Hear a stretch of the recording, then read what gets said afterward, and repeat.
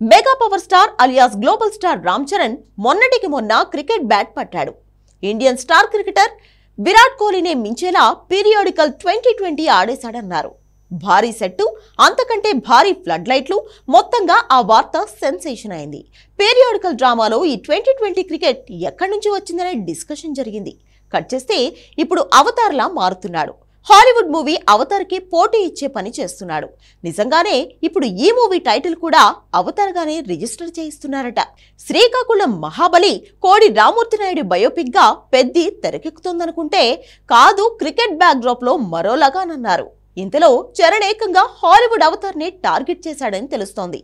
ఆచార్య, game changer ఇలా back to back డిజాస్టర్లు పడడంతో లాభం లేదని గట్టిగా ఏదో ట్రై చేస్తున్నాడా? Have a look.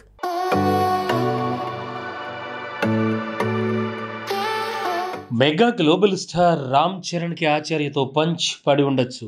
Game changer కెరీర్లోనే బిగ్గెస్ట్ డిజాస్టర్ కావచ్చు. కానీ అన్ని రోజులు ఇలానే ఉండవు. అలా అనుకుని లైట్ తీసుకుని కష్టపడకపోతే అడ్రస్ గల్లంతే. కంటెంట్ ఉన్న సినిమాలకు బాలీవుడ్ మొత్తం షేక్ అయి సౌత్ సినిమాకు సలాం కొడుతున్న రోజులివి.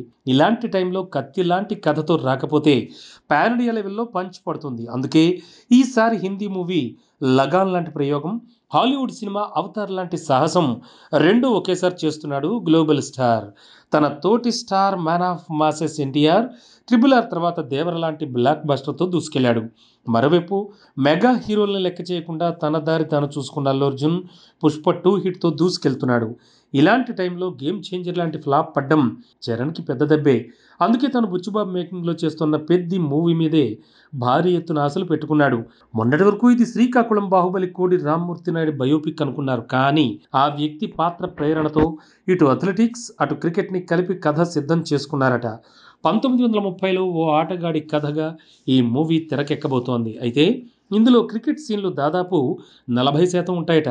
అక్కడ తనని తాను ప్రూవ్ చేసుకుని మరో ఆటలో ఛాన్స్ సొంతం చేసుకోవడం, ఆ తరువాత అనుకున్నది సాధించడం అనే పాయింట్తో ఈ మూవీ తెరకెక్కుతోందని తెలుస్తోంది. ఇది కాకుండా మరో మూవీ ఏకంగా హాలీవుడ్ సినిమా అవతార్ని ఢీ కొట్టేలా ఉంది. బాలీవుడ్ని లాస్ట్ ఇయర్ షేక్ చేసిన మూవీ కిల్. ఆ సినిమా తీసిన నిఖిల్ నగేష్ భట్ ఓ మైథాలజీ కథను చరణ్కి చెప్పాట. ఆల్రెడీ స్టోరీ లైన్ నచ్చి చరణ్ కూడా గ్రీన్ సిగ్నల్ ఇచ్చాడు. శ్రీ విష్ణు అవతారాల్లో ఒక అవతారాన్ని మోడర్న్ సొసైటీకి అప్లై చేసి అల్ట్రా మైథాలజీ ప్రాజెక్టుగా ఆ మూవీ తెరకెక్కబోతోంది. కాకపోతే సినిమా పేరు అవతార్ ఎంగా పెడుతున్నారు. అంటే ఇంగ్లీష్లో అవతార్ తర్వాత ఎం లెటర్ పెట్టి టైటిల్ ఫిక్స్ చేశారట. సో వరల్డ్ వైడ్గా అవతార్ అంటే జేమ్స్ క్యామరూన్ అవతారే. ఇలాంటి టైటిల్కి ఎంని యాడ్ చేసి అవతారంగా మారుస్తున్నారని తెలుస్తోంది. వరల్డ్ వైడ్గా ఇలాంటి సినిమా వస్తుందంటే అందరి అటెన్షన్ ఈజీగా వస్తుంది. కానీ ఎం ఫర్ మెగానా మరేదైనా అర్థం ఉందా లేదా అనేది అనౌన్స్మెంట్తోనే తేలుతుంది. ఇంకా మొదలు కాకుండానే ఈ టైటిల్ బయటికి రావడానికి కారణం హిందీ అలానే తెలుగులో ఈ సినిమా టైటిల్ని రిజిస్టర్ చేయించడమే.